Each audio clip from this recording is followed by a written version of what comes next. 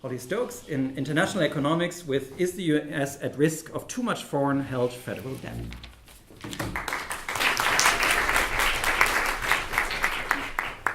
So as Professor Puka just said, I researched if the US is at risk of too much foreign held federal debt.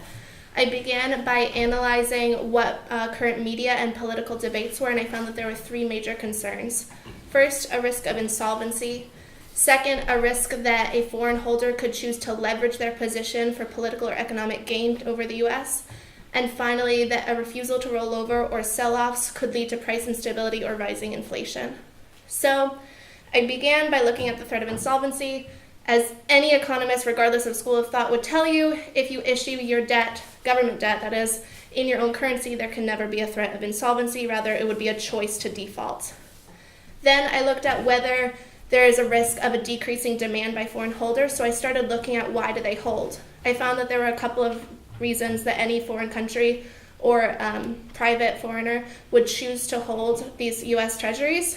And the first is that it's seen as a relatively risk-free asset. The second is that it helps manage exchange rates.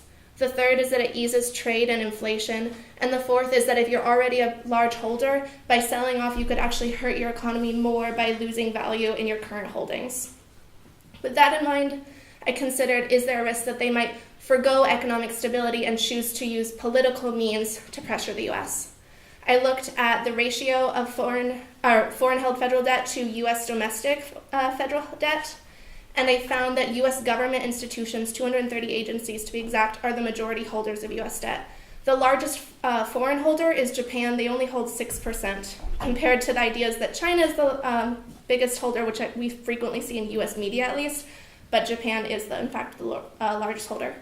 While there is no practical way to calculate what percentage is needed to position yourself in a political power over the US, it would seem that at least a coalition of foreign countries would need to come together to leverage this over the US, which seems relatively unlikely. But then I looked at the third worst case. What if they choose to forego their economic stability and they choose to unite with other foreign players? Is there still a risk? So I looked at the loanable funds theory and the expectations theory, and I completed 4 case studies to see if a refusal to roll over or sell off could be some way threatening to the US. I looked at if the Chinese government decides to sell off, if the Chinese government decides to refuse to roll over, if the Swiss private investor, the only reason I switched from Chinese to Swiss is because China doesn't actually allow Swiss private investors to hold US treasuries based on Chinese law. So a Swiss private investor deciding to refuse to roll over, or a Swiss private investor deciding to sell off.